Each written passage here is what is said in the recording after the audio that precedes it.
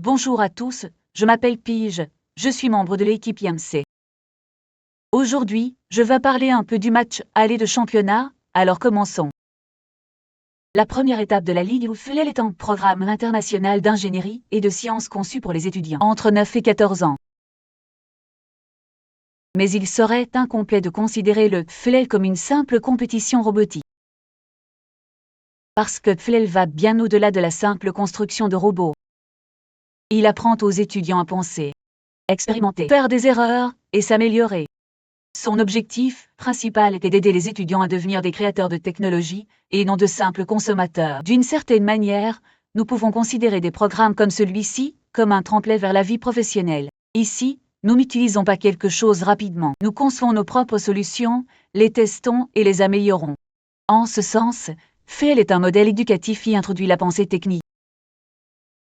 Un jeune âge. FLL se compose de 4 composants principaux.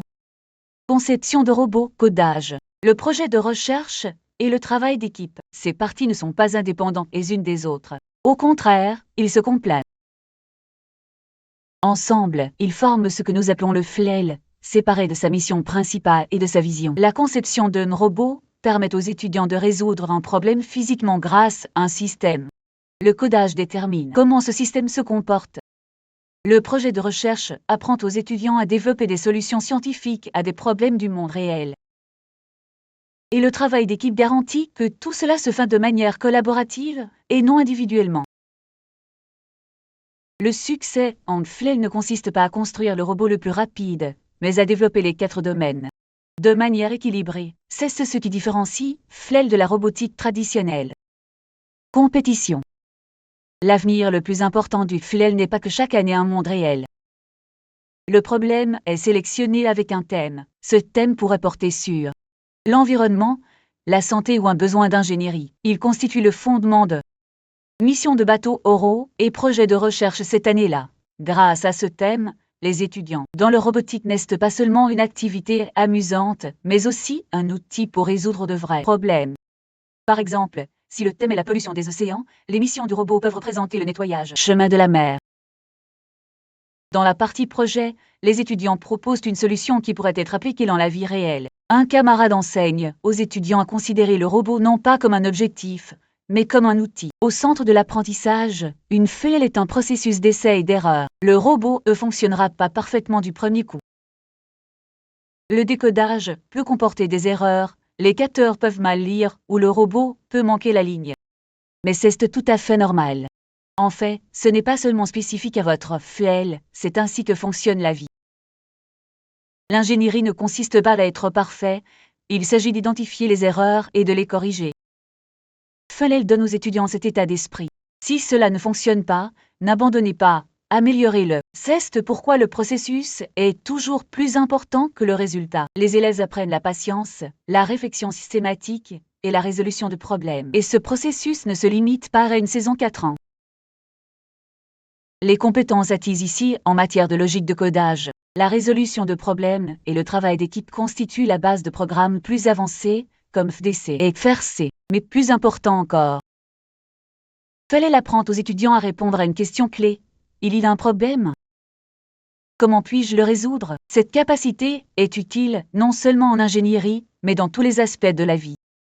C'est pourquoi FLL ne concerne pas seulement la robotique. Il s'agit de penser et de créer.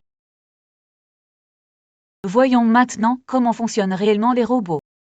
Les robots ont 4 composants principaux. Les capteurs, les moteurs, le moyeu et le châssis. Les capteurs collectent des données. Les moteurs créent du mouvement. Le moyeu fait office de cerveau et de châssis. Est la structure qui maintient tout ensemble. Le hub est le centre du système, il traite les données, exécute le code et envoie des commentaires au moteur. Sans cela, rien ne fonctionne ensemble. Pour comprendre un robot, nous devons savoir une chose. Les robots ne pensent pas par eux-mêmes. Ils répètent constamment un cycle. Ce cycle comporte 3 étapes. Premièrement, ils reçoivent des informations de l'environnement. Ensuite, ils traitent et décident. Enfin, ils agissent. Nous appelons cela la moto du code du capteur. Tout ce que nous faisons en FLL est basé sur la construction correcte du cycle.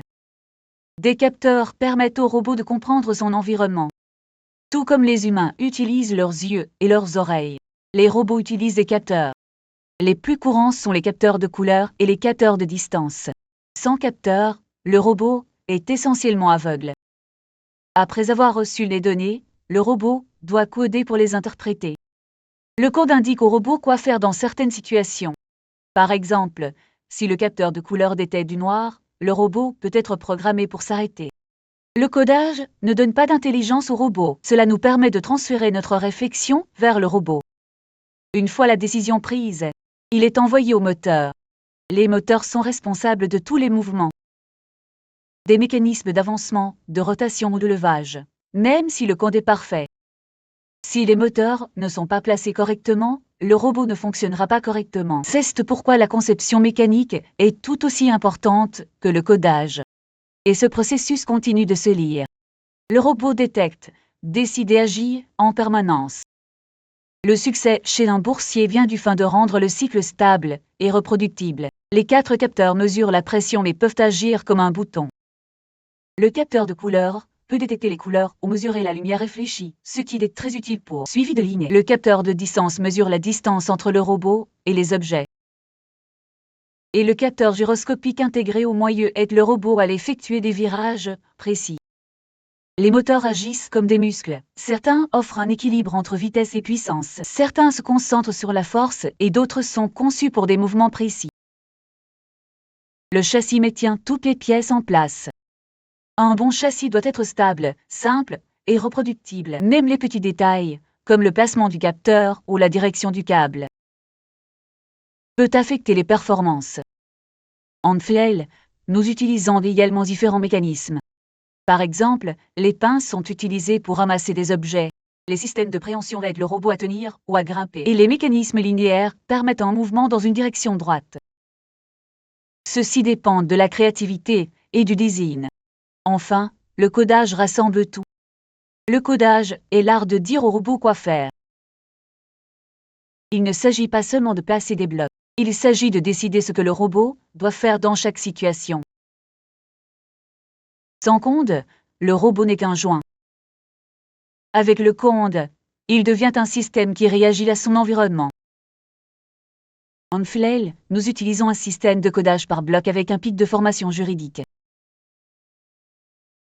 Chaque bloc représente une commande, moteur en mouvement, capteur de lecture, en attendant, comparer ou prendre des décisions. Par exemple, nous pouvons programmer le robot pour que lorsqu'il détecte une certaine couleur, il effectue une action spécifique. Ou lorsqu'un capteur de force détecte une pression, il déclenche un mouvement. Nous avons donc une question ici. Le robot avance jusqu'à ce qu'il voit le rouge, et lorsqu'il atteint le rouge, il commence à être moteur pendant un tour. Avance de 10 tours. Vous pouvez mettre la vidéo en pause et découvrir ce qui ne va pas ici. Le vote doit être structuré correctement. Si une condition n'est pas placée dans une boucle, le robot ne le vérifie qu'une seule fois puis l'ignore. C'est pourquoi les boucles et les conditions sont essentielles. Pour que le robot vérifie constamment les données du capteur, nous utilisons des boucles répétées ou continues. Conditions. Cela garantit que le robot réagit correctement en temps réel. C'est tout ce que je voulais partager sur un gars. J'espère que cela vous a été utile et instructif. Rendez-vous au TDC. Au revoir.